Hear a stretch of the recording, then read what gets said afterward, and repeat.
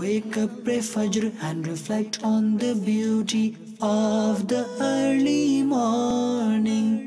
Wake up, pray Fajr and reflect on the beauty of the early morning.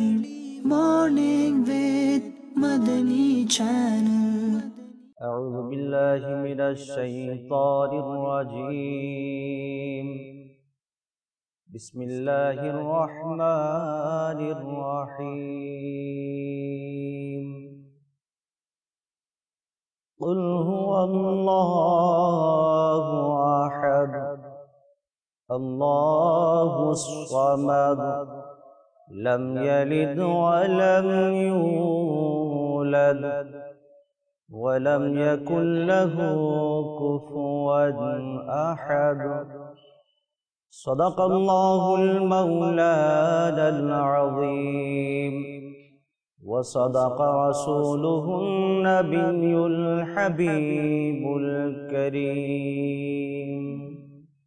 صلوا على الحبيب صلى الله تعالى على محمد صلى الله تعالى عليه وآله وسلم. প্রিয় ইসলামী ভাইয়েরা এবং মাদানী চ্যানেলের দর্শক, আসুন ইনশাআল্লাহ আযজা ওয়া জাল আমরা এখন আকা সাল্লাল্লাহু তাআলা আলাইহি ওয়া আলিহি ওয়াসাল্লাম এর শানে নাতে রাসূল শ্রবণ করব। তো ইনশাআল্লাহ আযজা ওয়া জাল আমি নিয়ত করছি আল্লাহ আযজা ওয়া জাল্লা এবং আকা সাল্লাল্লাহু তাআলা আলাইহি ওয়া আলিহি ওয়াসাল্লাম এর ভালোবাসা নিয়ে ইনশাআল্লাহ নাতে রাসূল পড়ব এবং আপনারাও নিয়ত করে নিন আল্লাহ আযজা ওয়া জাল্লা এবং তার প্রিয় হাবিব সাল্লাল্লাহু তাআলা আলাইহি ওয়া আলিহি ওয়াসাল্লাম এর ভালোবাসা নিয়ে ইনশাআল্লাহ আযজা ওয়া জাল নাতে রাসূল শ্রবণ করবেন। সাল্লাল্লাহু আলাইকা ইয়া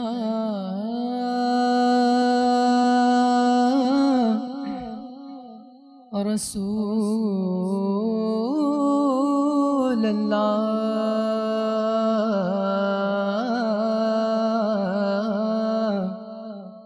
وسلم عليك يا حبيب الله پڑھیے صلی اللہ علیہ یا رسول اللہ وسلم عليك يا حبيب الله. জীবনে হবে কি তোমার দিদার ইয়া রাসূলুল্লাহ,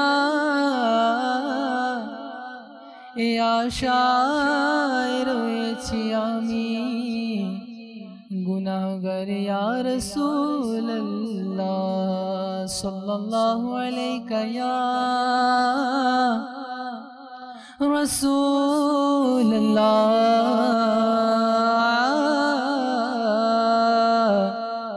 ওয়া সাল্লিম আলাইকা ইয়া হাবিবাল্লাহ।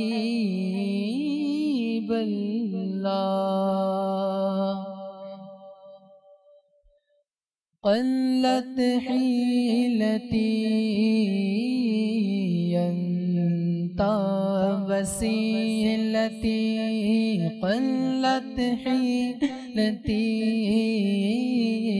أنت وسيلتي أدركني يا رسول الله أدركني يا حبيب الله أدركني يا رسول الله أدركني يا حبيب الله. قلت حيلتي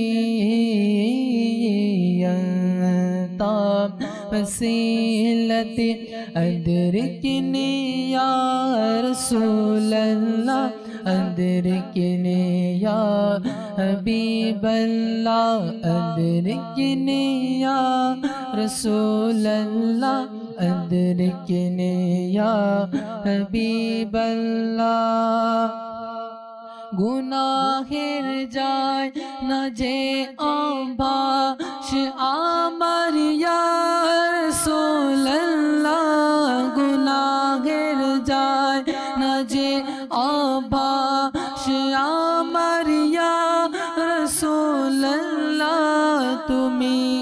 পিছু করো মাহে রিসালত ইয়া রাসূলুল্লাহ قلت حيلتي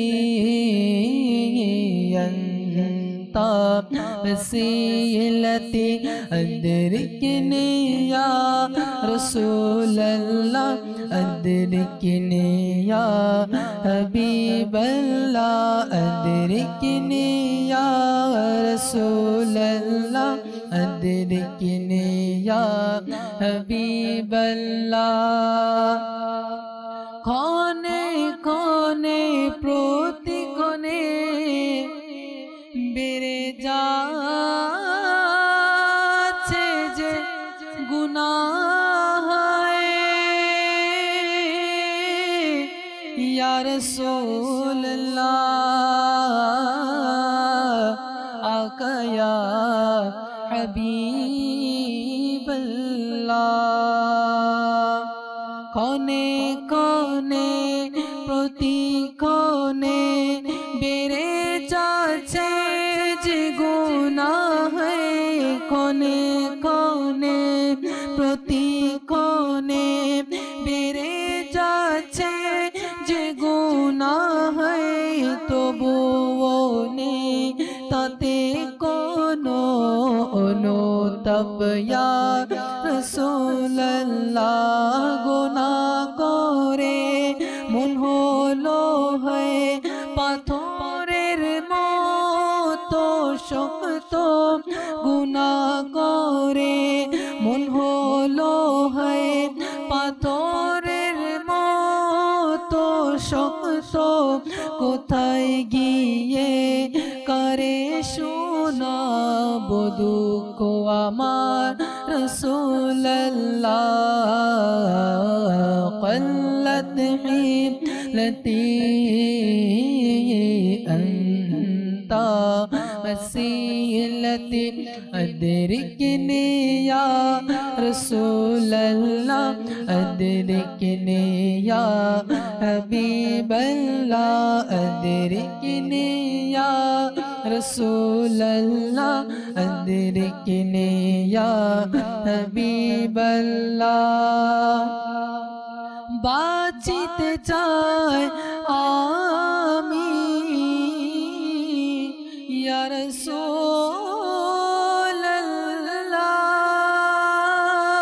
রাসূলুল্লাহ আকা ইয়া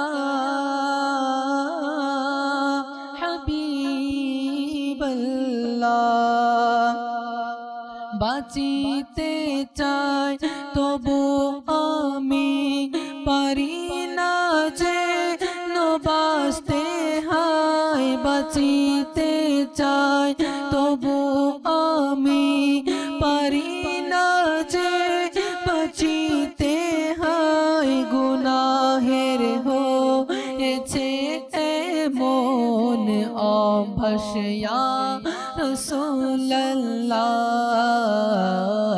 قلت حيلتي أنت وسيلتي أدركني يا رسول الله أدركني يا حبيب الله أدركني يا رسول الله أدركني يا حبيب الله মরিতে চাই আমি আকা সবুজ গম্বুজের নিচে মরিতে চাই আমি আকা সবুজ গম্বুজের নিচে স্বদেশে যদি যাই মরে কি হবে ইয়া রাসূলুল্লাহ قلت حيلتي أنت وسيلتي أدركني يا रसूल अल्लाह अदरिकनी या हबीब अल्लाह अदरिकनी या रसूल अल्लाह अदरिकनी या हबीब अल्लाह।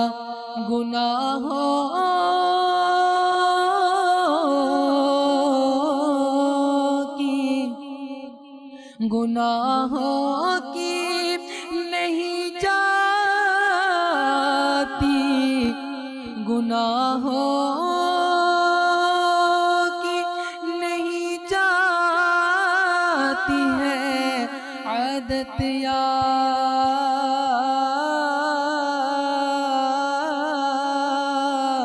रसूल अल्लाह। तुम्ही अब कुछ करो माहे रिसालत या रसूल अल्लाह। बुला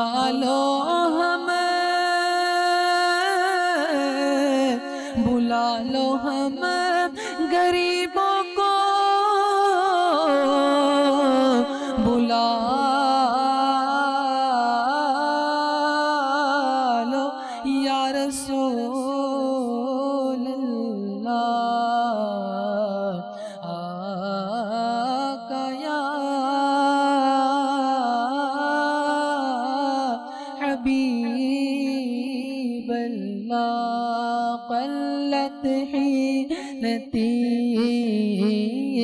अंता वसीलती अदरिकनी या रसूल अल्लाह अदरिकनी या हबीब अल्लाह अदरिकनी या रसूल अल्लाह अदरिकनी या हबीब अल्लाह। तुम्हारा बेकसम আমি উপযুক্ত জাহান্নামে, তোমারা বেকসম আমি উপযুক্ত জাহান্নামে।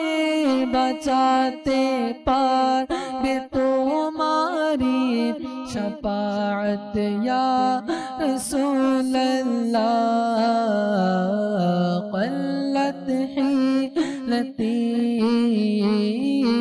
अंता वसीलती अदरिकनी या रसूल अल्लाह अदरिकनी या हबीब अल्लाह। পেশে যাচ্ছে দুনিয়ার ভালোবাসায় আতারে রে মন, পেশে যাচ্ছে দুনিয়ার ভালোবাসায় আতারে রে মন। করো আতার হতে দূরে আপদ या रसूल अल्लाह। क़ल्लत हीलती अंता वसीलती अदरिकनी या रसूल अल्लाह अदरिकनी या हबीब अल्लाह अदरिकनी या रसूल अल्लाह अदरिकनी या हबीब अल्लाह अदरिकनी या रसूल अल्लाह अदरिकनी या हबीब अल्लाह। माशाअल्लाह, मरहबा, अल्हम्दुलिल्लाहि रब्बिल आलमीन वस्सलातु वस्सलामु अला सय्यिदिल मुरसलीन, अम्मा बअद, फ़अऊज़ु बिल्लाहि मिनश शैतानिर रजीम, बिस्मिल्लाहिर रहमानिर रहीम। अस्सलातु वस्सलामु अलैका या रसूलल्लाह व अला आलिका व अस्हाबिका या हबीबल्लाह। अस्सलातु वस्सलामु अलैका या नबीयल्लाह व अला आलिका व अस्हाबिका या नूर अल्लाह। প্রিয় ইসলামী ভাইরা আর মাদানী চ্যানেলের দর্শকবৃন্দ, আপনারা দেখছেন অনুষ্ঠান সকাল কাটুক মাদানী চ্যানেলের সাথে। যেখান থেকে আমাদের অনুষ্ঠানটি দেখছেন আপনাদের সকলকে জানাই অনেক অনেক শুভেচ্ছা এবং অভিনন্দন। আসুন শুরুতে আমরা একটি দরুদে পাকের ফজিলত সম্পর্কে শ্রবণ করি। প্রিয় আকা মদিনে ওয়ালে মুস্তাফা সাল্লাল্লাহু তাআলা আলাইহি ওয়া আলিহি ওয়াসাল্লামের ফরমানে আলিশান হচ্ছে যে ব্যক্তি দৈনিক 50 বা দরুদে পাক পাঠ করবে, কিয়ামতের দিন আমি তার সাথে মুসাফাহা করব। আসলে আমরা একবার মুহাব্বত নিয়ে দরুদে পাক পাঠ করি, সাল্লু আলাল হাবিব সাল্লাল্লাহু তাআলা আলা মুহাম্মদ সাল্লাল্লাহু তাআলা আলাইহি ওয়া আলিহি ওয়াসাল্লাম। আজকে আমাদের সাথে মুবাল্লিগে দাওয়াত ইসলামী হিসেবে মাসউদ আত্তারি আমাদের সাথে উপস্থিত রয়েছেন। ওনাকে আমাদের অনুষ্ঠানের পক্ষ থেকে জানাই অনেক অনেক শুভেচ্ছা এবং অভিনন্দন, মাশাআল্লাহ। এবং নাত খা ইসলামী ভাই আমাদের রমজান ভাই উপস্থিত রয়েছেন, ওনাকেও আমাদের অনুষ্ঠানের পক্ষ থেকে অনেক অনেক শুভেচ্ছা এবং অভিনন্দন। মাদানী চ্যানেলের দর্শকবৃন্দ, আল্লাহ তাআলা ওনার সন্তুষ্টি নেকির মধ্যে লুকিয়ে রেখেছেন এবং ওনার নারাজগি অর্থাৎ অসন্তুষ্টি গুনাহের মধ্যে লুকিয়ে রেখেছেন। তো এখন আমাদের চিন্তা করা চাই বান্দা হিসেবে যে আমি গুনাহ করছি বা নেকি করছি, যেটাই করি না কেন আল্লাহ তাআলা যাতে আমার নেকি অনেকগুলো, আমার হয়তোবা নেকি হয়তোবা পাহাড় সম পরিমাণে হতে পারে, কিন্তু আল্লাহ তাআলার কাছে আমার একটা গুনাহ ওনার নারাজগির কারণও হয়ে যেতে পারে। তো প্রিয় ইসলামী ভাইরা, নেকি করলেও আল্লাহ তাআলা সন্তুষ্টির জন্য করছে কিনা, আজকে আমরা যে পয়েন্ট নিয়ে কথা বলবো সেটি হচ্ছে, আমরা এটা সচরাচর এখন মুসলমানের মধ্যে পাওয়া যায়। আমরা যারা আমাদের আত্মীয় স্বজন, পাড়া প্রতিবেশী, আমরা যারা এমপ্লয়ি স্টাফ রয়েছি, যে যে সেক্টরে কাজ করি না কেন, আজকের আমরা যে পয়েন্ট নিয়ে আলোচনা করব ওই পয়েন্টটা সচরাচর দেখতে পাওয়া যায়। জি হ্যাঁ, আমি আলোচনা করতে যাচ্ছি মুসলমানের দোষকে গোপন রাখা। অর্থাৎ আমাদের সমাজে যেটা পাওয়া যায় বা আমাদের চারপাশে যেটা পাওয়া যায় সেটা হচ্ছে মুসলমানের দোষকে আমরা প্রকাশ করে ফেলি, কিন্তু আজকে আমরা শুনবো মুসলমানের দোষ গোপন রাখার ব্যাপারে ফজিলত কি এসেছে কিতাবের মধ্যে। জি মাসুদ ভাই, মুসলমানদের দোষ গোপন রাখা। মাশাআল্লাহ, মারহাবা। খুব সুন্দর একটি বিষয় নিয়ে আজকে আলোচনায় আমরা বসেছি। মাদিনী চ্যানেল বাংলাকে এর জন্য অত্যন্ত ধন্যবাদ জানাচ্ছি।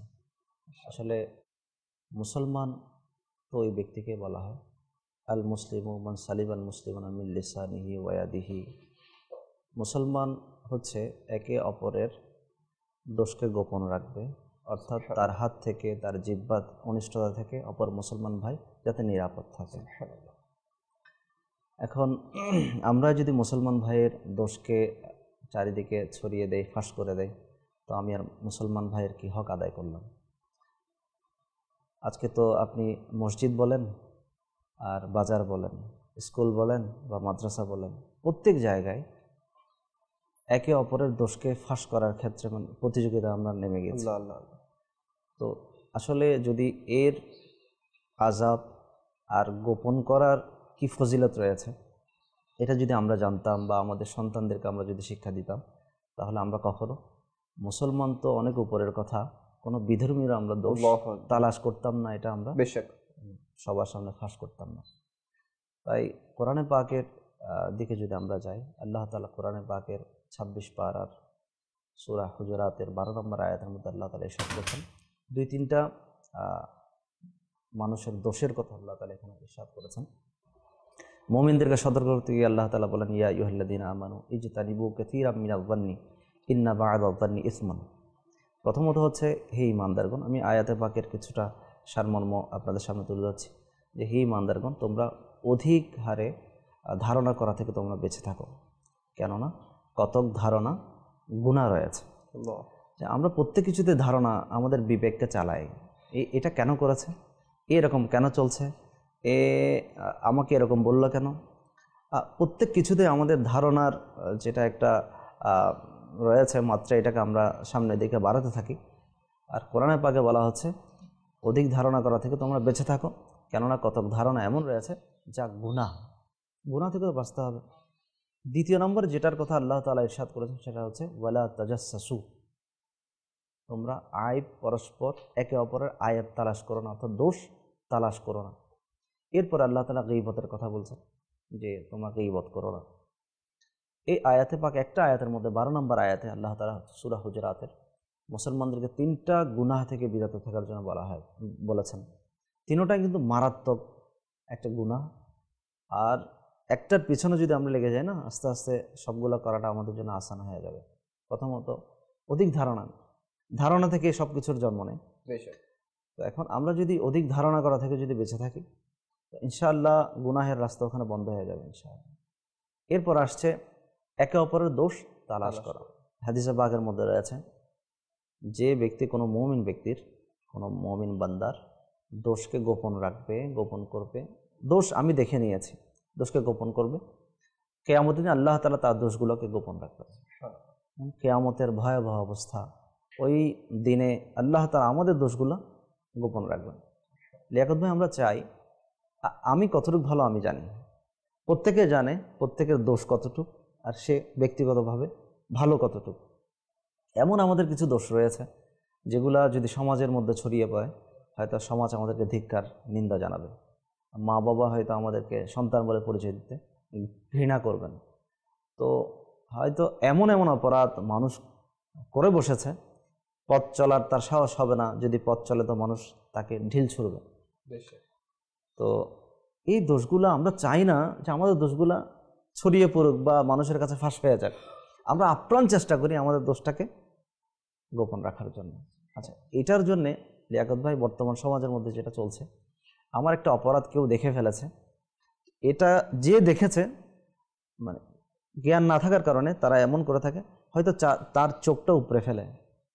যে দেখেছে তাকে দুনিয়া থেকে সরিয়ে দিতে সে দ্বিধাবোধ করে না, কারণ সে চায় তার দোষটা গোপন থাকুক, হয়তো সম্মানের কারণে অথবা দুনিয়ার শাস্তির কারণে। এখানে আপনি বলতেছেন যে দুইটা বিষয়ে হয়তো বা মানুষ ওই অপর ব্যক্তি যে গোপনগুলো দেখে ফেলে, গোপন বিষয়গুলো দেখে ফেলে আমার, আমি ওকে হয়তো বা দুইটা বিষয়ে আমি ওকে কতল করতেও দ্বিধাবোধ করি না। সেটা হচ্ছে দুনিয়ার সম্মান, আর একটা হচ্ছে সে যেটা আমার মানে দুনিয়া বিবাহ শাস্তি।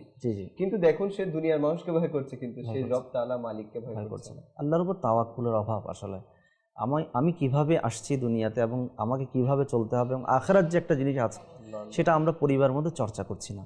পরিবারের মধ্যে আমরা তো আমাদের দুনিয়াতে কিভাবে সে নিজেকে বিল্ড আপ করবে, প্লাস একটা মানে যারা স্বনামধন্য মানুষ তাদের মাঝে সে কিভাবে বড় হিসেবে নিজেকে উপস্থাপন করবে, এটা তো আমরা তাকে শিক্ষা দেই যে এভাবে চলো তো তুমি এরকম হতে পারবে।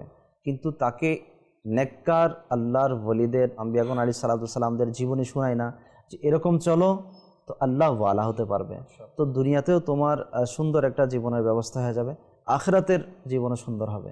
এই চর্চাটা আসলে আমাদের ঘরের মধ্যে আমরা করি না। সকালে তো বাচ্চাকে আমরা যদি স্কুলে না যাই বা টিউশনিতে অর্থাৎ পড়তে না যায়, প্রাইভেট পড়তে না যায়, তখন তাকে আমরা অনেক মারধর করি বা বকাঝকা করি। কিন্তু সকালে যে বাচ্চা নামাজ কাজা করছে বা সকালে যে তার জীবনটা তিলাওয়াতে কোরআনের মাধ্যমে শুরু হয় নাই, দৈনন্দিন জীবনটা, এটার দিকে আমাদের লক্ষ্য নেই। তো বাচ্চা কিভাবে কল্যাণ তালাশ করবে, কল্যাণ কিভাবে পাবে? মাশাআল্লাহ, আমাদের চ্যানেলের দর্শকবৃন্দ কল এসেছে, আমরা অনুষ্ঠানে কল শামিল করব। জি,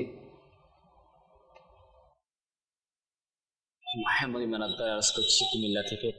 মাশাআল্লাহ, মারহাবা। মাদানী চ্যানেল বাংলা সরাসরি অনুষ্ঠান সকালকার রূপ মাদানী চ্যানেলের সাথে। মাশাআল্লাহ, আজকের অনুষ্ঠানে সুন্দর আলোচনা। মাদানী চ্যানেলের মজলিসকে অসংখ্য মোবারকবাদ আমাদেরকে এত সুন্দর একটি অনুষ্ঠান উপহার দেওয়ার জন্য। মাশাআল্লাহ, নিগ্রান সাহেব, ইমরান ভাই, মাশাআল্লাহ, আল্লাহ পাক বরকত দিক, আল্লাহ পাক আপনার বরকত আমাদেরকে হাসিল করার তৌফিক দান করুন ইনশাআল্লাহ। দোয়া করতে থাকুন, মাদানী চ্যানেল দেখতে থাকুন। তো বিষয়টি হচ্ছে মুসলমানের দোষ গোপন রাখা। মুসলমানের দোষ আমরা যখন আমাদের চোখে পড়ে যায়, আরেকটা কাজ করে, সেটা হচ্ছে আমি তাড়াতাড়ি কিভাবে অন্যকে এটা বলে দিই। আমার মনের মধ্যে কাজ করে কিভাবে আমি তার সম্মান হানি করবো। জি জি, আপনি তো বলেছেন না, আমি আমার দোষ কেউ দেখে ফেললে হয়তো আমার রিয়েকশন ওর প্রতি একটা হয়ে যায়। আবার আমার দোষ যে দেখছে, অনেকের অন্তরে এটা কাজ করে কিভাবে এটা তাড়াতাড়ি প্রকাশ করে দেওয়া যায়।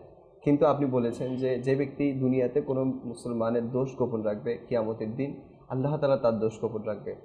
তো এখানে দুনিয়ার মানুষের সামনে দোষ প্রকাশ করলেও হয়তো বা আমি যদি আমার সাফাই গাই বা আমি যদি বলি যে আমার অমুক কারণে, আমার এই কারণে, সেই কারণে কি আমার দোষটা হয়ে গিয়েছে বা আমি শয়তানের ধোঁকায় পড়ে করে ফেলেছি, কিন্তু ওই ব্যক্তিটার কি হবে যে ব্যক্তি আমার দোষকে ফাঁস করে দিয়েছিল?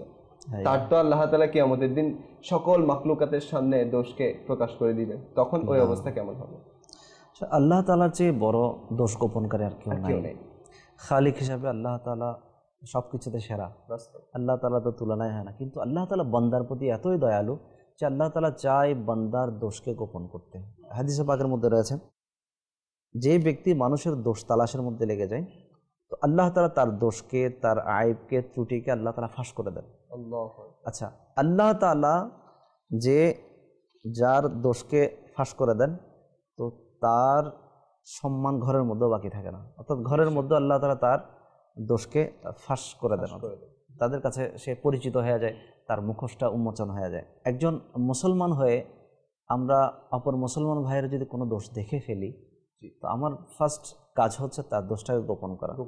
আচ্ছা, এটা যদি ব্যক্তিগত গুনাহ হয়, ব্যক্তিগত আইব দোষ ত্রুটি হয়, কিছু আছে সামাজিক বন্ধনে, অর্থাৎ এর দোষটাকে যদি আমি ফাঁস না করি তাহলে সমাজের মধ্যে অনেক বড় একটা ক্ষতি হতে পারে। এই দিকে একটু পরে আসছি। আপনি যেটা বলছেন যে আমি একজন মুসলমান ভাইয়ের দোষ দেখে ফেলেছি, আচ্ছা দোষ দেখে ফেলেছি, সে আমার পরিচিত অথবা পরিচিতর মধ্যে সে আমার শত্রু, তখন আমি খুব দ্রুত ভাবে এগোই যাতে তার দোষটা আমি প্রথম ভাইরাল করতে পারি, কারণ তার সম্মান হানি হোক, সে আমার ব্যবসায়ী ভাই হোক, সেটা সবচেয়ে বেশি আমি চাই। হ্যাঁ, আমি চাই যাতে তার ব্যবসায় ধস নামুক। আমার ক্লাসমেট হোক, তাহলে তার দোষটা আমি তাড়াতাড়ি ভাইরাল করার চেষ্টা করি যাতে সবাই আমাকে সম্মান করে, আমি যাতে ক্লাসের মধ্যে ফার্স্ট হতে পারি, আর সে আস্তে আস্তে তার সম্মানটা ক্লাসের মধ্যে কম হতে পারে। এভাবে প্রত্যেক জায়গায় আমি এটা চেষ্টা করি। আচ্ছা, যদি সে আমার কোনো পরিচিত না, অপরিচিত, আমি দেখে ফেলেছি একজন মানুষ এরকম করছে, তখন আমরা বন্ধুদের আড্ডায় বসে এরকম বলি, দেখ অমুক জায়গায় গিয়েছিলাম, একজন মানুষ এরকম অপরাধ করছে, একজন বান্দা হয়ে কি এরকম করতে পারে, তার দোষটার চর্চা করছি। এখানে উদ্দেশ্য হচ্ছে একটা বাস মজা নেয়া এবং একটা দোষের কথা বলা, মানুষকে ইসলাহ করা, এটা উদ্দেশ্য না। ইসলাহ করা উদ্দেশ্য থাকলে, মানুষের সংশোধন যদি আমার উদ্দেশ্য থাকতো, তাহলে বলতাম এরকম গুনাহ দুনিয়ার মধ্যে হচ্ছে, আমাদের উচিত এরকম গুনাহ থেকে বেঁচে থাকা, নাম উল্লেখ না করা। দেখেন, এটার একটা পরিণতি এটাও যে কেউ যদি কোনো মুসলমান ভাইকে তুচ্ছ মনে করে, তার দোষটাকে জাহির করে দেয়, প্রকাশ করে দেয়, তাহলে সে মৃত্যুর আগে আগে ওই গুনাহটা করে বসবে। মানে ওই গুনাহটা করে সে দুনিয়া থেকে, ওই দোষে সে দোষী সাব্যস্ত হয়ে দুনিয়া থেকে সে মৃত্যুবরণ করবে। আজকে আমরা খুব মজা নেই, সোশ্যাল মিডিয়ার যুগে বর্তমানে আছি, যে ইউটিউবের মধ্যে বা ফেসবুকের মধ্যে বা বিভিন্ন সোশ্যাল মিডিয়ায় আমরা এরকম নিত্য নতুন তাজা খবর, কারো মেয়ের ইজ্জত হানি হয়েছে, তো কারো ছেলের এরকম হয়েছে, কারো বাবা এই দোষ করেছে, বা কারো প্রতিবেশী এরকম করেছে, এগুলো আমরা দেখতে পড়তে ছি করি, মানে তো পড়ি আর মজা নেই, মুখে আবার ছিও করছি। মুসলমানদের উচিত যে কোনো মানুষের দোষকে ফাঁস না করা। জি, আপনি যেহেতু ফেসবুকের কথা তুলেছেন, জি, সেখানে আরেকটি কথা বলতে চাই যে আমি কারো মুসলমানের আমি দোষ গোপন করে দিয়েছি, আমারটা ভাইরাল হতে হতে হতে হতে এমনও দেখা যায় অনেকের কোনো গোপন জিনিস ভাইরাল হতে হতে লক্ষাধিক, এখন যেহেতু পুরো দুনিয়ার মধ্যে এই সোশ্যাল মিডিয়া সবাই ইউজ করছে, লক্ষাধিক আরো কোটি কোটি মানুষ এটা ইউজাররা দেখে ফেলছে। আচ্ছা, যে মারা যাবে, যে এই কাজটা করে মারা যাবে, প্রকাশ করে মারা যাবে, যার কারণে এত লক্ষাধিক মানুষের কাছে, যেটা লক্ষাধিক মানুষের কাছ থেকে আল্লাহ তাআলা গোপন রেখেছিল, ওই একজনের কারণে যেখানে লক্ষাধিক মানুষ জেনে যাবে, ওই একজন ব্যক্তির কি হবে? সে এই চর্চাটা কিয়ামত পর্যন্ত হতে থাকবে, সে সবার সম সংখ্যক গুনাহ তার নামে আমলের মধ্যে লেখা হবে, অর্থাৎ সে মারা যাবে কিন্তু ওই গুনাহের শাস্তি পেতে থাকবে। মানুষের ভালো কাজ যদি দুনিয়াতে রেখে যায়, ভালো কাজের চর্চা, তো সে কিয়ামত পর্যন্ত এটার সওয়াব ভোগ করতে থাকবে, কিয়ামত দিন এটার পরিপূর্ণ জাযা আল্লাহ তাআলা হাশরের ময়দানে দান করবেন। আর যদি কোনো গুনাহের সে ইজাদ করে, অর্থাৎ সূচনা করে যায়, ওই গুনাহ চলতে থাকে, তো এটার শাস্তি সে কবরের মধ্যে ভোগ করবে, কিয়ামতের মধ্যে, এবং পরবর্তী আল্লাহ তাআলা যদি মাফ না করেন তো জাহান্নামের মধ্যে তাকে যেতে হবে। তাই ভালো থেকে ভালো কাজ দুনিয়াতে রেখে যাওয়া দরকার। খারাপ কাজ যদি হয়ে যায়, তো আমার মুসলমান ভাইয়ের, ইসলামী ভাইয়ের খিদমতে আরজ হচ্ছে প্রথমত তওবা করতে হবে, যে আল্লাহ আমি কাজটা করেছি তো ভুল করেছি, আমি তওবা করছি, আর কখনো করব না, পাক্কা ওয়াদা করতে হবে। দ্বিতীয়ত, এই গুনাহের কাজটা যেভাবে সে ভাইরাল করেছে সেভাবে তার তওবার কথাটাও ভাইরাল করতে হবে, যে হ্যাঁ জি, ফেসবুকে হোক, ইউটিউবে হোক, যেভাবে হোক বলে দেয়া, সোশ্যাল মিডিয়ার মাধ্যমে, যে আমি ওই কাজটা ভুল করেছি, ওটা থেকে আমি তওবা করেছি, আপনারা প্লিজ মেহেরবানি করে আমার ওই ভিডিওটা আপনারা ডিলিট করে দিবেন। আচ্ছা, এর আগে জরুরি যে ব্যক্তির করেছে ওর কাছে মাফ চাওয়া। এটা তো নিজের গুনাহের কথা আমি বলছিলাম। যদি কোনো ব্যক্তির দোষকে সে চর্চা করে থাকে, এটা ভাইরাল করে থাকে, তার কাছ থেকে মাফ চাইতে হবে। তার কারণে আচ্ছা যেই ব্যক্তির আমি দোষ চর্চা করেছি সে তো দুনিয়াতে নাই, সে মারা গিয়েছে, কিন্তু তার সন্তানরাও কিন্তু আজ পর্যন্ত ওইটার দুঃখ বেদনায় রয়েছে, প্লাস তারা সমাজের কাছে আজকে ছোট অপমানিত হচ্ছে। তো তাদের কাছেও মাফ চাইতে হবে, যেহেতু তারাও সমাজের কাছে আমার কারণে ছোট হয়েছে। তো এই দিকগুলা আমরা আসলে লক্ষ্য করি না। মুসলমানের দোষকে তো এমনভাবে গোপন করা যায়। আমাদের বুজুর্গ রহমতুল্লাহ তাআলার চরিত্র এমন ছিল যে তিনি দেখছেন চুরি করছে, একটা মানুষ চুরি করছে, তখন বললেন তুমি চুরি কেন করছো? তখন সে আমি কই চুরি করছি, আমি চুরি করছি না। তখন ওই অপর ভাই, চোর ভাই যখন বলল যে আমি চুরি করছি না, তখন ওই ভাইয়ের কথাটাকে তিনি বিশ্বাস করলেন, মেনে নিলেন যে আমার ভাই চুরি করেও যখন বলছে যে আমি চুরি করছি না, তখন আমার কিসে পেয়েছে যে আমি তার দোষটাকে তার সামনে প্রকাশ করবো এবং বাইরের মানুষের কাছে প্রকাশ করবো। তখন বললেন তুমি ঠিকই, তুমি চুরি করছো না, আমার চোখ আমাকে ধোঁকা দিয়েছে। নিজের চোখকে নিজে দোষারোপ করলেন, নিজেকে নিজে দোষারোপ করলেন, ওই মুসলমান ভাইকে দোষারোপ করলেন। আমাদের চরিত্র তো এমন হওয়া চাই। আমাদের বুজুর্গানে দিন কেমন চরিত্র, কেমন দিন আমাদেরকে শিক্ষা দিয়েছেন।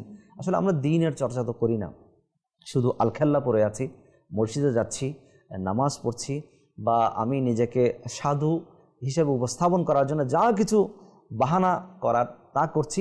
তো আসলে খোলসটাই আছে, ভিতরটা অন্তঃসার শূন্য।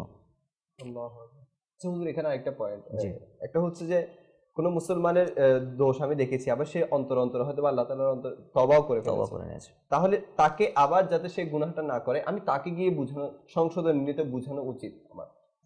আচ্ছা, কেউ যদি কোনো গোপনে অপকর্ম করে অন্যকে ক্ষতি পৌঁছানোর জন্য, তাহলে কিন্তু এটা আমি প্রকাশ করতে পারবো, কেন ওর অপকর্ম থেকে যাতে অন্য কোনো মুসলমান ও গোপনে এমন কোনো করছে, সাজিশ করছে যেটা অন্য মুসলমানকে ক্ষতি পৌঁছাবে, তো ওই জিনিসটা আমি কি এলানি বলতে পারবো কিনা, যাতে আমি অন্য মুসলমানকে বাঁচাতে পারি। আমি কনফার্ম হতে হবে যে তার এই গুনাহের দ্বারা, এই দোষের দ্বারা সমাজ কষ্টে পড়ে যাবে, অন্য 10 জন 100 জন মানুষ কষ্টে পড়ে যাবে, তখন অবশ্যই আমাকে সেটা জানাতে হবে। প্রথমত আমি চেষ্টা করব ওই মুসলমান ভাই দ্বারা সেটার ক্ষতিপূরণ করানোর জন্য। যেমন যে সেই গুনাহটা করেছে তাকে বলবো, ভাই তুমি এই গুনাহ থেকে তওবা করো, প্লাস তোমার মাধ্যমে এটা হয়েছে, তো তুমি সমাজের মধ্যে এটার মানে এটা যেন বিস্তার না করে সেক্ষেত্রে তুমি একটা পদক্ষেপ নাও। তো সে নিচ্ছে না, তো তখন আমাকে অগ্রণী ভূমিকা পালন করতে হবে। আমাদের বুজুর্গানে দিন তো এমন ছিলেন যে এক বুজুর্গ হযরত সৈয়দনা আব্দুর রহমান বিন আউফ রাদিয়াল্লাহু তাআলা ইরশাদ করছেন যে আমি এক রাতে মদিনা মুনাওয়ারায় হযরত আমিরুল মুমিনিন উমর ফারুক আজম রাদিয়াল্লাহু তাআলার সাথে চলছিলাম। উমর রাদিয়াল্লাহু তাআলার স্বভাব ছিল খিদমতে খালক, সৃষ্টি জগতের খিদমত করতেন। রাতে তিনি ঘুরতেন, দুঃখী দরিদ্র মানুষের অবস্থা দেখতেন এবং তাদেরকে যথোপযুক্ত সহযোগিতা করতেন। প্লাস যারা দেশের বিরুদ্ধে কাজ করছে, সমাজের বিরুদ্ধে কাজ করছে, ওই চক্রদেরকেও তিনি তালাশ করতেন রাতে। তো হঠাৎ রাতে তিনি দেখলেন এক জায়গায় দিয়া জ্বলছে, আলো জ্বলছে। তো ওই আলোকে টার্গেট করে তিনি সামনে আগালেন, গিয়ে দেখলেন একটা ঘরের মধ্যে আলো জ্বলছে, কিছু শোরগোল হচ্ছে। তখন তিনি হযরতে আব্দুর রহমান বিন আউফ রাদিয়াল্লাহু তাআলা বললেন, এই ঘর কি কার, তুমি চেনো?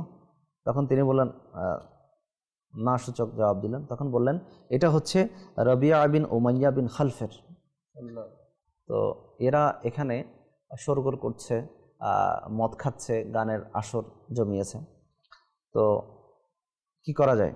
তখন হযরতে আব্দুর রহমান বিন আউফ রাদিয়াল্লাহু তাআলা বললেন, আল্লাহ তাআলা যখন এদের দোষকে গোপন রেখেছেন, অর্থাৎ তারা 4 দেয়ালের মধ্যে দোষটা করছে, এটা জাহির হয় না, এখনো কারো চোখে পড়ে নাই, তো আমরা কেন এটা প্রকাশ করতে যাব? আমিরুল মুমিনিনকে বললেন, চলেন, আল্লাহ তাআলা যখন কোরআনে পাকের মধ্যে ওয়ালা তাজাসসু বলে দিয়েছেন, তোমরা একে অপরের দোষকে তালাশ করো না, তো আমরা কেন তালাশ করতে যাব? সে যদি বাইরে করতো, লোকসমাজের সামনে করতো, তাহলে একটা দেখা যেত এই ব্যক্তিগতভাবে এটা করছে, তাকে আমরা পরবর্তীতে বোঝাতে পারি। তো তখন ওমর রাদিয়াল্লাহু তাআলা চলে আসলেন। এই যে ওমর রাদিয়াল্লাহু তাআলার কেমন মন মানসিকতা, যে তিনি পুরা মুসলিম সমাজের, অর্থাৎ পুরা মুসলিম রাষ্ট্রের রাষ্ট্রপ্রধান হয়েও তিনি চাইলে অ্যাকশন নিতে পারতেন, অ্যাকশন নেন নাই। সুবিধা দেখছেন অনুষ্ঠান সকাল কাটুক মাদানী চ্যানেলের সাথে। বিষয় হচ্ছে মুসলমানের দোষ গোপন রাখা। ইনশাআল্লাহ আজ্জা ওয়া জাল আমরা আবারও হুজুরের কাছে আসবো ওনার মাদানী ফুলের জন্য। একজন ইসলামী বোন মেসেজ করেছেন নারায়ণগঞ্জ থেকে। উনি বলছেন আসসালামু আলাইকুম ওয়া রাহমাতুল্লাহি ওয়া বারাকাতুহু। ওয়া আলাইকুম আসসালাম ওয়া রাহমাতুল্লাহি ওয়া বারাকাতুহু। শুকরিয়া তোমাকে সুলতান মদিনাওয়ালা এই নাটটি উনি শুনতে চেয়েছেন। ইনশাআল্লাহ আজ্জা ওয়া জাল আমরা এখনই নাতে পাক শ্রবণ করব। কল এসেছে, কলগুলো আমাদের অনুষ্ঠানে শামিল করব। জি, আমার নাম মোহাম্মদ আলী। তো আপনাদের অনুষ্ঠানে আমাদের কাছে খুব ভালো লাগে। এটা কি হলো যেন আপনাদের অনুষ্ঠান বন্ধ না করেন। আচ্ছা, অনুষ্ঠানগুলো ভালো লাগে। আল্লাহ পাক আপনাকে বরকত দিক। মাদানী চ্যানেল বেশি বেশি দেখতে থাকুন, নিজের পরিবারদেরকেও দাওয়াত দিন যাতে ওনারা মাদানী চ্যানেল দেখতে থাকে। জি, আরেকটি কল। আমি রাজশাহী জেলার মতিহাট থানার আন্ডার থেকে বলছি। আপনারা মাদানী চ্যানেলে আলোচনা করেন, আমি দেখি, খুব ভালো লাগে। আল্লাহ পাক আপনাকে বরকত দান করুক, আপনার সকল নেক ও জায়েজকে আল্লাহ তাআলা কবুল করুক। দেখতে থাকুন মাদানী চ্যানেল বাংলা, আর পরিবারের সদস্যদেরকেও এটা দেখার উৎসাহ প্রদান করুন। আসুন এখন আমরা রমজান ভাই থেকে একটি কালামে পাক শ্রবণ করব। জি, রমজান ভাই। শুকরিয়া তোমাকে সুলতান মদিনা ওয়ালা, করেছো এই পাপীকে মেহমান মদিনা ওয়ালা।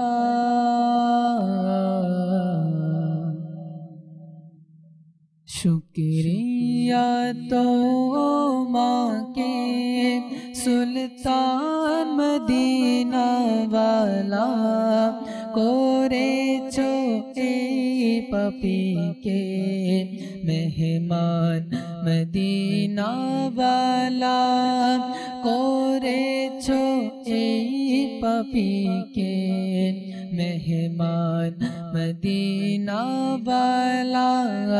শুকরিয়া তোমাকে সুলতান মদিনা ওয়ালা, করেছো এই পাপীকে মেহমান মদিনা ওয়ালা।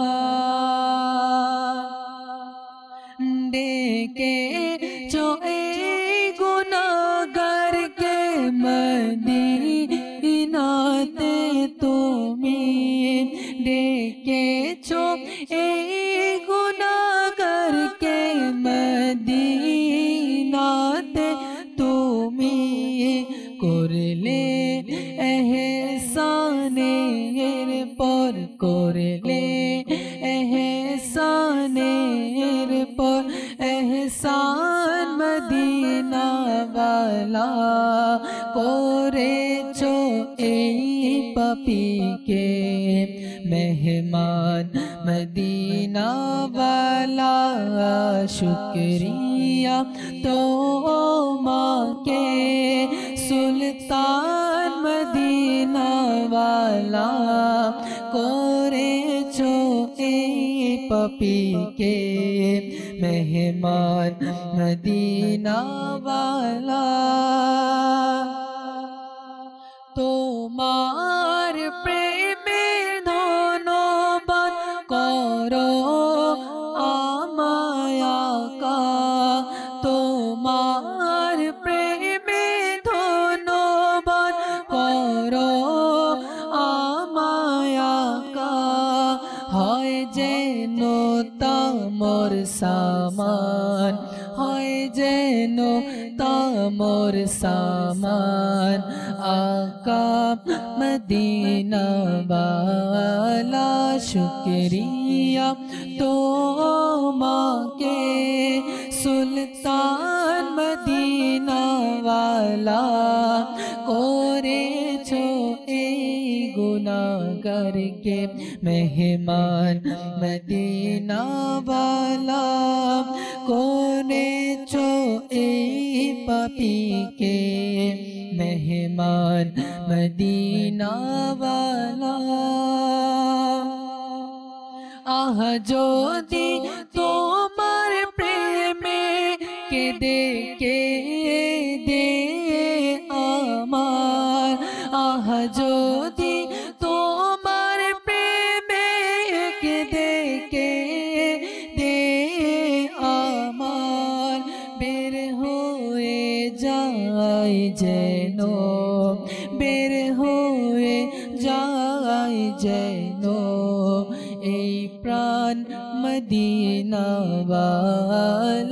শুকরিয়া তোমাকে সুলতান মদিনাওয়ালা করেছো এই পাপীকে মেহমান মদিনাওয়ালা। হায় যদি আমি মদিনার অলি গলির কুকুর হতাম, হায় যদি আমি মদিনার অলি গলির কুকুর হতাম, হায় যদি আমি মদিনার অলি গলির কুকুর হতাম, না হয়ে এই ধরায় এহসান মদিনা ভালা শুকরিয়া তোমাকে সুলতান মদিনা ওয়ালা করেছো এই পাপীকে মেহমান মদিনা ওয়ালা। মদিনার দিবানা মোরে বানিয়ে নাও আকা, মদিনার দিবানা মোরে বানিয়ে নাও আকা, নেই যে আর মোর আরমান, নেই যে মোর কোনো আরমান মদিনা ওয়ালা শুকরিয়া তোমাকে সুলতান মদিনা ওয়ালা করেছো এই পাপীকে মেহমান মদিনা ওয়ালা। এক নজর দেখিয়ে দাও নুরানি চেহারা তোমার, এক নজর দেখিয়ে দাও নুরানি চেহারা তোমার, বিদায় লগ্নে যাই বেরিয়ে, বিদায় লগ্নে যাই বেরিয়ে এই প্রাণ মদিনা ওয়ালা শুকরিয়া তোমাকে সুলতান মদিনা ওয়ালা করেছো এই পাপীকে মেহমান মদিনা ওয়ালা। এই গুনাহগারকে দামান লুকিয়ে নাও আকা, এই গুনাহগারকে দামান লুকিয়ে নাও আকা, অসহায় আমি অসহায় আমি যে পেরেশান মদিনা ওয়ালা শুকরিয়া তোমাকে সুলতান মদিনা ওয়ালা করেছো এই পাপীকে মেহমান মদিনা ওয়ালা।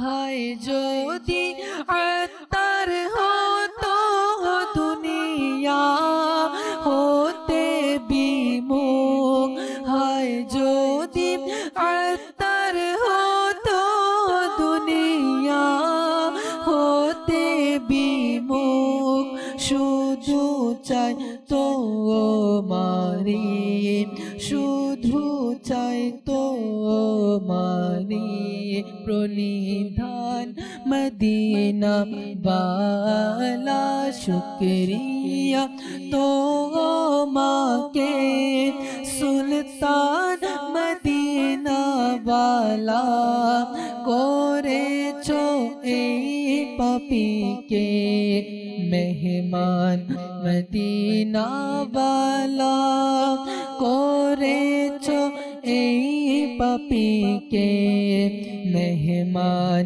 মদিনা বালা করেছো এই পাপীকে মেহমান মদিনা বালা। সুবহানাল্লাহ, মাশাআল্লাহ। মাদানী চ্যানেলের দর্শকবৃন্দ, এখন সময় হয়েছে একটি সেগমেন্ট আমাদের অনুষ্ঠানে শামিল করার, যে সেগমেন্টে আমরা আশিকানে রসুলের ঘটনা সম্পর্কে জানতে পারি। তো আসুন সেই সেগমেন্টটি আমরা আমাদের অনুষ্ঠানে শামিল করব। সাল্লু আলাল হাবিব সাল্লাল্লাহু তাআলা আলা মুহাম্মদ সাল্লাল্লাহু তাআলা আলাইহি ওয়াসাল্লাম। হুজুর সাল্লাল্লাহু তাআলা আলাইহি ওয়া আলিহি সাল্লাম আহার করালেন। হযরত সাইয়্যিদুনা ইমাম ইউসুফ বিন ইসমাইল নাবাহানি রাহমাতুল্লাহি তাআলা আলাইহি উদ্ধৃত করেন, হযরত সাইয়্যিদুনা শেখ আবুল আব্বাস আহমদ বিন নাফিস তুনেসি রাহমাতুল্লাহি তাআলা আলাইহি বলেন, মদিনা শরীফে একদা আমি প্রচণ্ড ক্ষুধার্ত অবস্থায় হুজুর আনোয়ার সাল্লাল্লাহু তাআলা আলাইহি ওয়া আলিহি ওয়াসাল্লামের নূরানি রওজায় আরজ করলাম, ইয়া রাসূলুল্লাহ সাল্লাল্লাহু তাআলা আলাইহি ওয়া আলিহি ওয়াসাল্লাম, আমি ক্ষুধার্ত।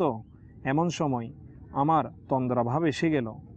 সে সময় কেউ এসে আমাকে জাগ্রত করলো আর আমাকে তার সাথে যাওয়ার জন্য দাওয়াত দিল। অতএব আমি তার সাথে তার ঘরে গেলাম এবং দাওয়াতদাতা আমাকে খেজুর, ঘি ও গমের রুটি দিয়ে বলল, পেট ভরে খান, কেননা আমাকে আমার শ্রদ্ধেয় নানাজান মক্কি মাদানী আকা হুজুর সাল্লাল্লাহু তাআলা আলাইহি ওয়া আলিহি ওয়াসাল্লাম স্বয়ং আপনার মেহমানদারি করার আদেশ দিয়েছেন।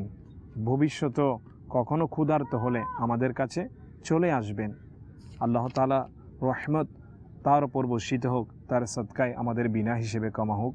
সল্লু আলাল হাবিব সাল্লাল্লাহু তাআলা আলা মুহাম্মদ সাল্লাল্লাহু তাআলা আলাইহি ওয়া আলিহি ওয়াসাল্লাম। মাশাআল্লাহ, মারহাবা। প্রিয় নবী সাল্লাল্লাহু আলাইহি ওয়াসাল্লাম খাবার খাওয়ালেন, এটা কতই না সৌভাগ্যের বিষয়। আর ওই আশিকানের রসুলও কেমন ছিলেন। আল্লাহ পাক আমাদের সবাইকে এরকম সত্যিকারের আশিকের রসুল হওয়ার তৌফিক দান করুক। আমরা কথা বলছিলাম মুসলমানদের দোষকে গোপন রাখার ব্যাপারে। হযরত সাইয়্যিদুনা আব্দুল্লাহ ইবনে ওমর রাদিয়াল্লাহু তাআলা আনহু থেকে বর্ণিত, প্রিয় আকা মদিনে ওয়ালে মুস্তাফা সাল্লাল্লাহু আলাইহি ওয়াসাল্লামের ফরমানে আলিশান হচ্ছে, এক মুসলমান অপর মুসলমানের ভাই, না তার উপর জুলুম করতে পারবে, না তার সাথে বন্ধুত্ব বা সাহায্য করা ছাড়তে পারবে। আর যে ব্যক্তি নিজের ভাইয়ের প্রয়োজন পূর্ণ করবে, আল্লাহ তাআলা তার প্রয়োজন পূর্ণ করে দিবেন। আর যে ব্যক্তি কোনো মুসলমানের কষ্ট দূর করবে, আল্লাহ তাআলা কিয়ামতের কষ্ট দূর করে দিবেন। এবং বলা হচ্ছে, যে ব্যক্তি কোনো মুসলমানের দোষ ত্রুটি গোপন রাখবে, আল্লাহ তাআলা কিয়ামতের দিন তার দোষ ত্রুটিকে গোপন রাখবে।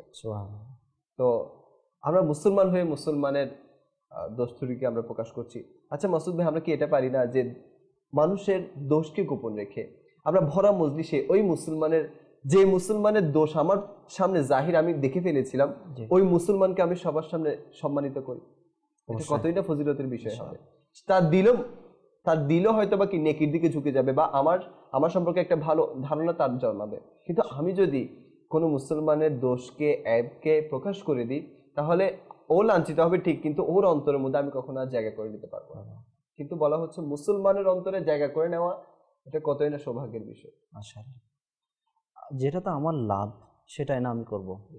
আমি তাকে ঘৃণিত করে, তাকে তুচ্ছ করে আমার তো কোনো বেনিফিট পাচ্ছি না। আর মানুষও একদিন ছিচি করবে যে মানুষটা আসলেই বাজে, সে ভরা মজলিসে অপরকে কি করেছে, তুচ্ছ জ্ঞান করেছে, তাকে ছোট করেছে। খেয়াল রাখা উচিত যে মাসুদ ভাই, তাহলে লিয়াকত ভাই মাসুদ ভাইয়ের দোষকে প্রকাশ করে দিল, তাহলে যার সামনে প্রকাশ করতেছে ওরও চিন্তা করা চাই, যে ব্যক্তি আজকে অন্য মুসলমানের দোষ আমার সামনে প্রকাশ করছে, সে আমার দোষ প্রকাশ করবে না, এটার কি গ্যারান্টি? জি জি, অবশ্যই প্রকাশ, এটা তো আল্লাহ তাআলার পক্ষ থেকে প্রকাশ হয়ে যাবে।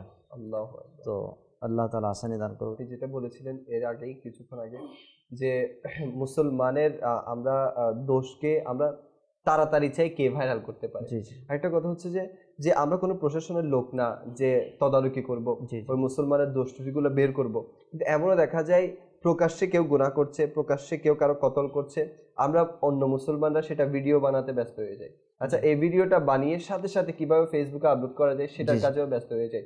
আচ্ছা, অনেকে থাকে যে অনেকের শুধু বিভিন্ন সোশ্যাল মিডিয়াতে চ্যানেল থাকে না, ফেসবুকে আইডি থাকে, গ্রুপ থাকে, এরপর ইউটিউবে চ্যানেল থাকে। এই চ্যানেলগুলোকে ওরা আপনার কি বলে এটাকে আপডেট করার জন্য এটাকে আর খোরাক তো দিতে হবে। এই চ্যানেলটাকে কিভাবে আপডেট করা যায়, এই চ্যানেলটাকে কিভাবে মানুষকে আনন্দ দিয়ে মানুষের দোষকে জাহির করে কিভাবে এই চ্যানেলটাকে আরো উন্নত করা যায়, সেই কাজের জন্য তারা এই দুনিয়াবি স্বার্থ এটার জন্য মুসলমানের দোষ ত্রুটিকে ভিডিও বানিয়ে যথারীতি তারা ওখানে আপলোড করে দিচ্ছে। যাদের ব্যাপারে আমরা আজকে দিচ্ছি, যদি সেটা আমার মায়ের ব্যাপারে হতো, সেটা আমার মেয়ের ব্যাপারে হতো, আমার বোনের ব্যাপারে হতো, বা আমার ভাইয়ের ব্যাপারে হতো, তখন কি আমি আমার চ্যানেলটা ওই দিনের জন্য চালাতাম? আমি তো বন্ধই করে রাখতাম।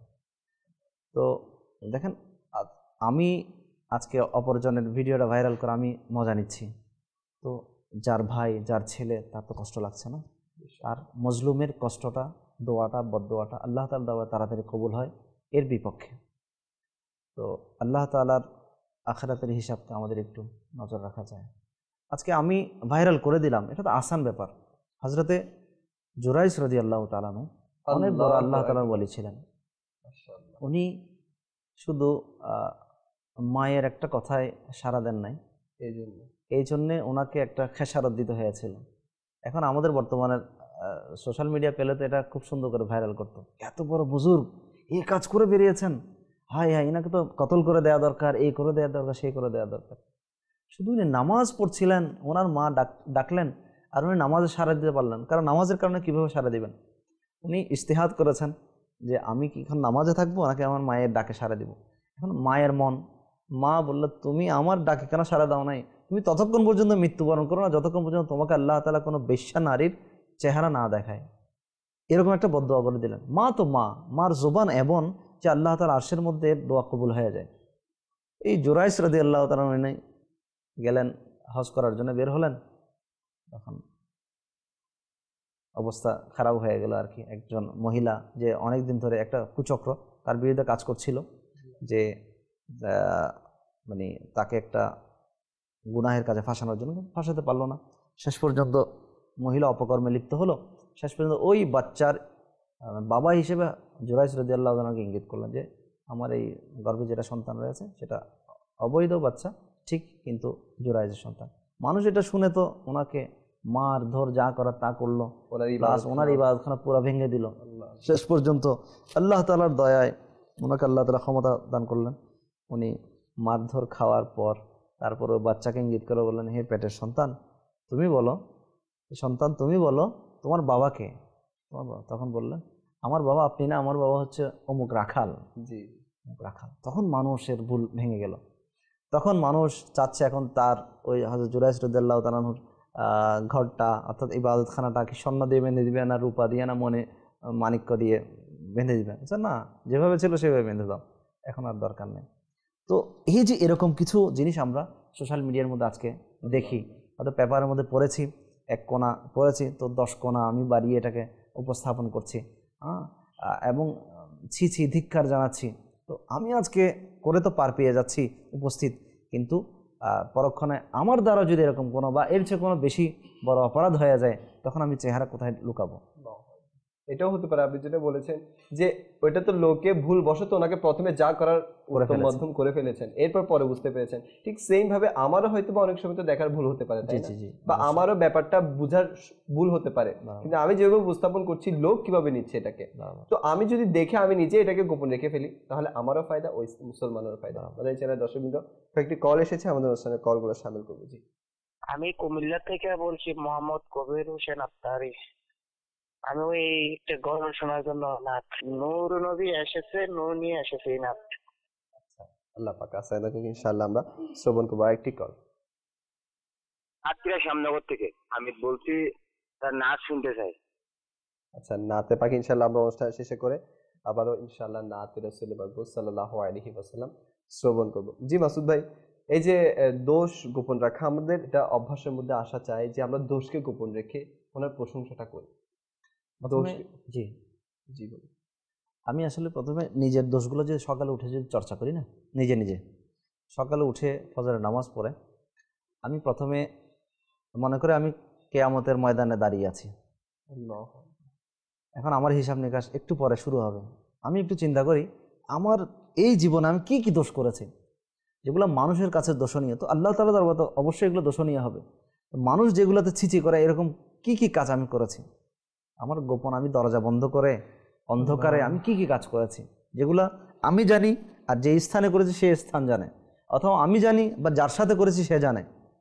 আল্লাহর দরবারে যদি আমি নিজেকে কিয়ামতের ময়দানে উপস্থিত আছি এরকম যদি আমি মনে করি, তো পুরো দিনের গৌর ফিকির, যেটা আমরা দাউদ ইসলামের পরিভাষায় বলি, চিন্তা ভাবনা আমি যদি একটু প্রতিদিন করি যে এই গুনাহ আমার দ্বারা হয়ে গেছে, তো আমি কিভাবে আরেকজনের দোষ চর্চা করতে পারি, আরেকজনের দোষ দেখে কিভাবে আমি এটা ভাইরাল করতে পারি, কিভাবে মজা নিতে পারি। কিয়ামতের দিন আমি কথা বলতে পারবো না লিয়াকত ভাই, আমার জবানের মধ্যে বেরি থাকবে, শিকল দ্বারা বন্দি থাকবে আমার জিহ্বা, আর আমার হাত কথা বলবে, পা কথা বলবে, আমার অঙ্গ প্রত্যঙ্গ আল্লাহ তাআলার হুকুমে কথা বলবে। তারাই বলবে আমি কোনটা করেছিলাম কোনটা না করেছিলাম। তাই নিজেকে একটু চিন্তা করা দরকার। আমি এই কবরের মধ্যে কিছুদিন পরে যাব। মুসলমানদেরকে যে আমি আজকে দোষ চর্চা করে মানে এক একটা পরিবার খানদান মানে উজাড় করে দিচ্ছি, আমার একটা মিথ্যা কথার দ্বারা আসলে দোষ অনেক সময় এটা মিথ্যাই হয়। কোরআনে পাকে তো বলেছে অনুমান করো না, অধিকাংশে কত অনুমান গুনাহ হয়ে থাকে। তো অনুমানের ভিত্তিতে আমরা কিছু দোষ চর্চা করে থাকি, তখন এটা মিথ্যা হয়। তো মিথ্যার গুনাহ, অনুমানের গুনাহ, দোষ চর্চার গুনাহ সব একসাথে হয়, পুরো পরিবার ধ্বংস হয়ে যাচ্ছে, তালাক হয়ে যাচ্ছে, সন্তান মা হারাচ্ছে, হ্যাঁ বাবা তার পুরো জীবনের সব কিছু হারাচ্ছে, পুরো এক একজনের এক একটা মিথ্যা তহমতের কারণে। হয়তো কেউ এসে বলে দিল তোমার স্ত্রীকে এরকম দেখেছি আমি, জাস্টিফাইও করে না।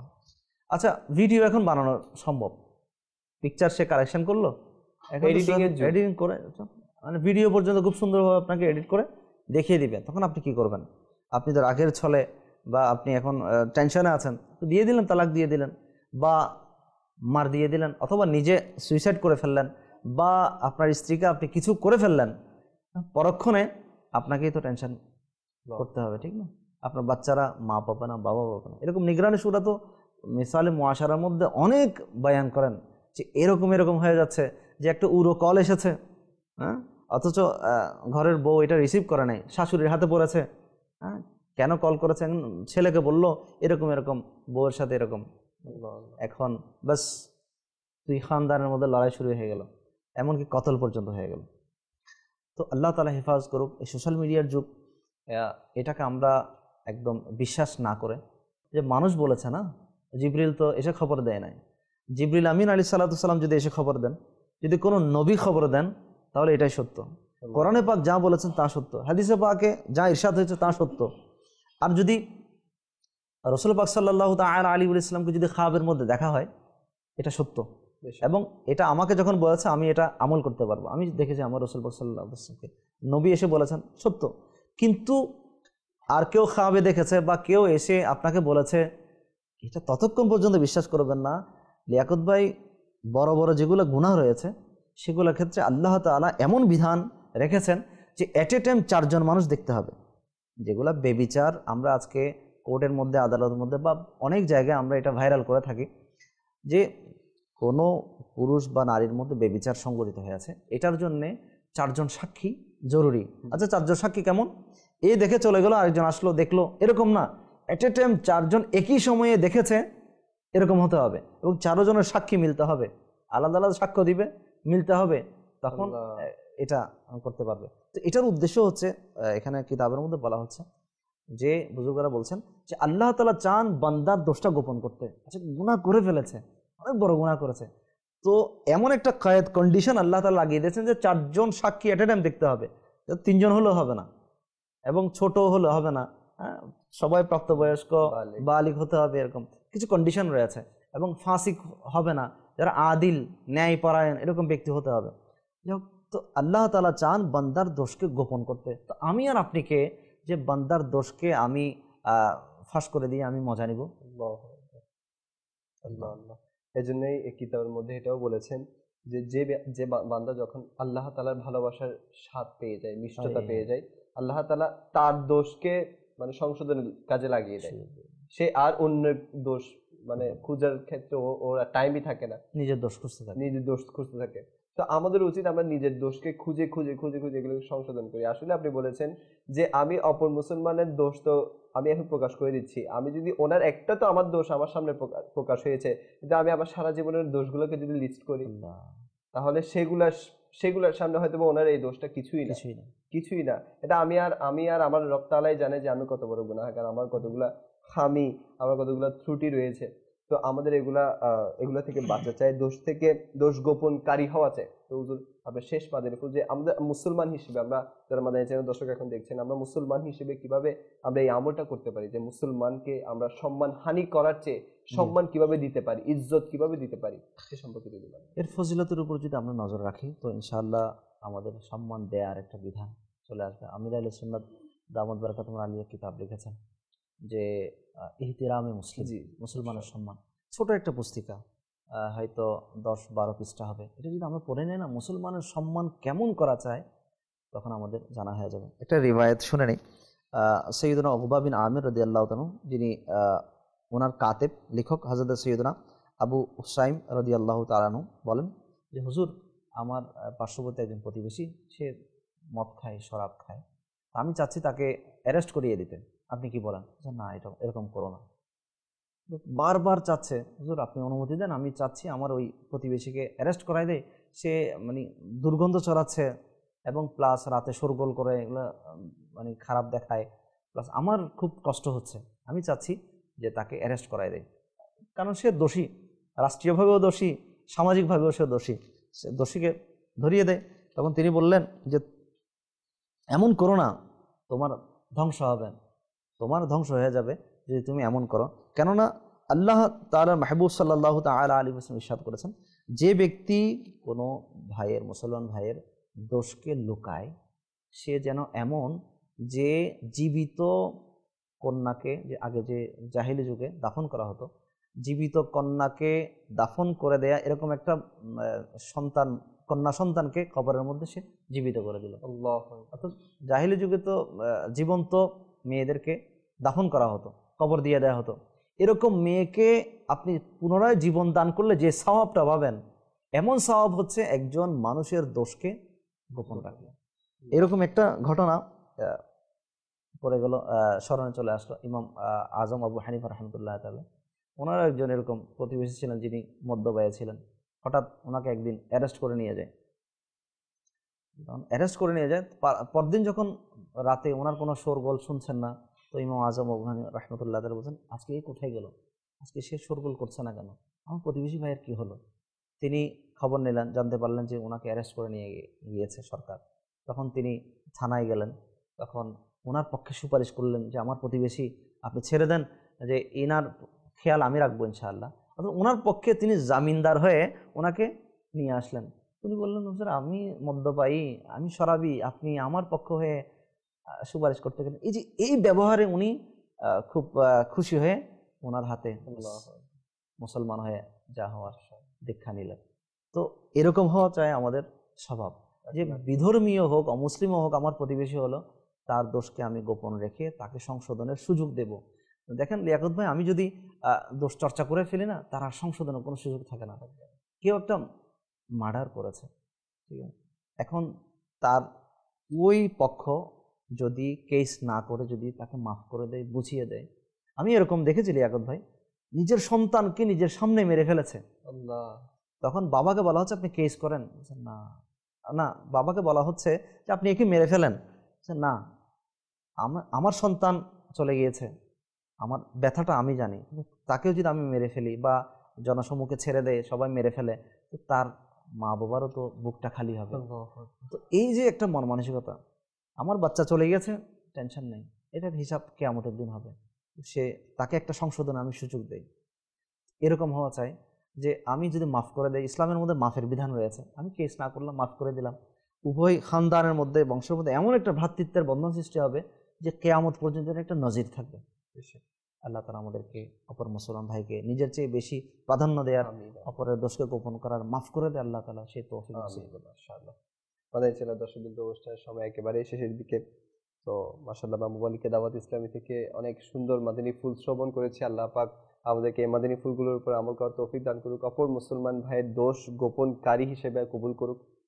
বাস্তবে এটা যখন আমরা ইলমে দ্বীনের চর্চা করব, আল্লাহ তাআলার ভয় আমাদের অন্তরের মধ্যে ধারণ করব, তখনই এই আমলটা করা সম্ভব হবে। তো আল্লাহ পাক আমাদের সবাইকে এর উপর আমল করার তৌফিক দান করুক। আসুন যেতে যেতে আমরা রমজান ভাই থেকে একটি কালাম শ্রবণ করি। صلوا على الحبيب صلى الله تعالى على محمد صلى الله تعالى عليه وسلم.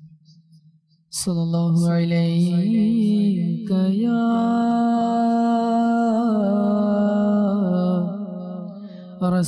رسول الله وسلم عليك يا حبيب الله صلى الله عليك يا رسول الله وسلم عليك يا حبيب الله. আমায় কাছে ডেকে নাও না মদনী মদিনে वाले, আমায় কাছে ডেকে নাও না মদনী মদিনে वाले, আমায় কাছে ডেকে নাও না মদনী মদিনে वाले, প্রেম সুধা পান করো না মদনী মদিনে वाले, মদনী মদিনে वाले, मदनी मदीने वाले, मदनी मदीने वाले,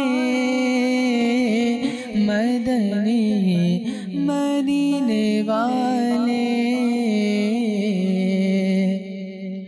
যখন হবে তোমার দিদার তখনই হবে আমার, যখন হবে তোমার দিদার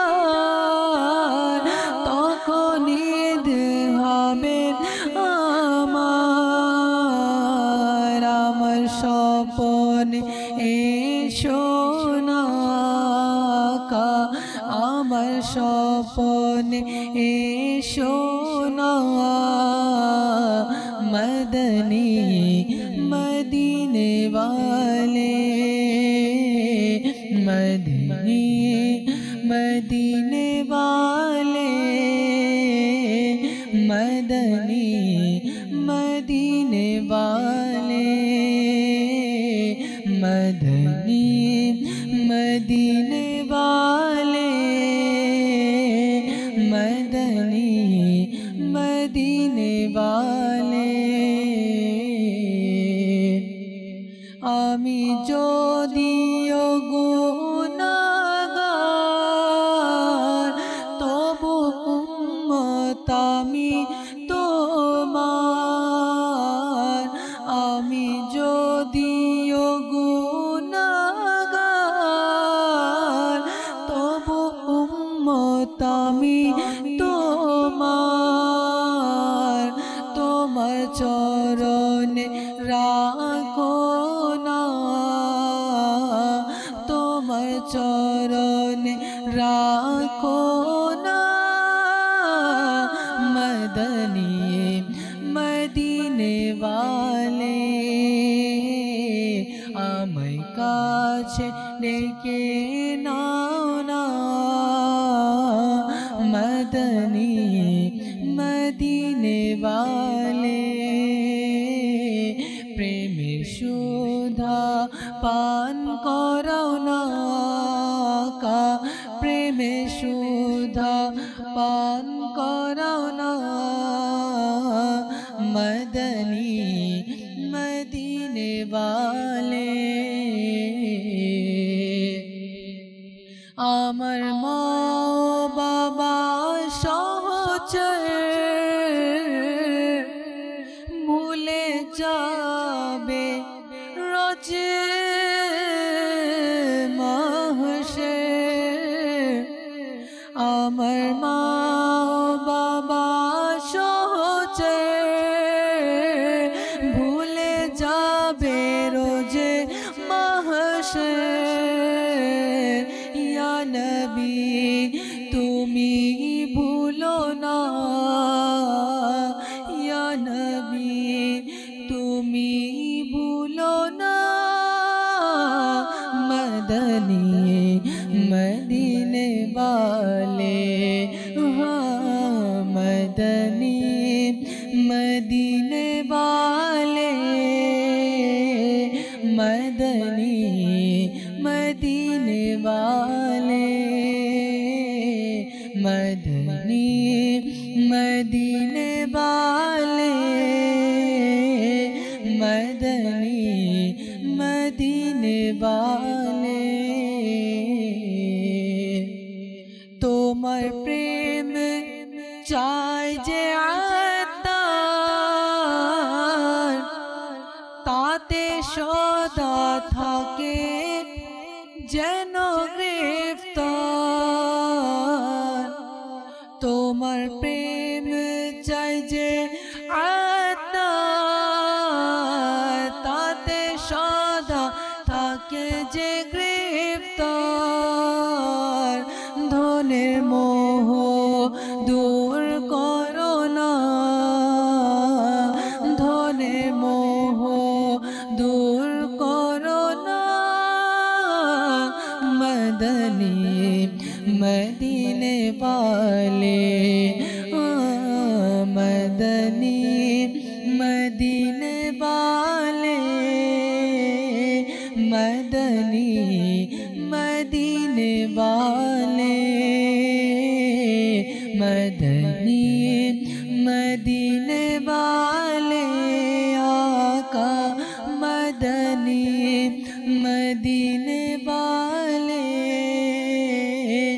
मदनी मदीने वाले मदनी मदीने वाले मदनी मदीने वाले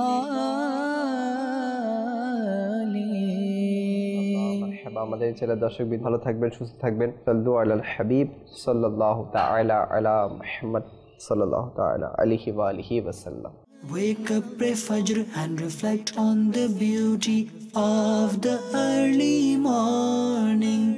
Wake up, pray Fajr and reflect on the beauty of the early morning.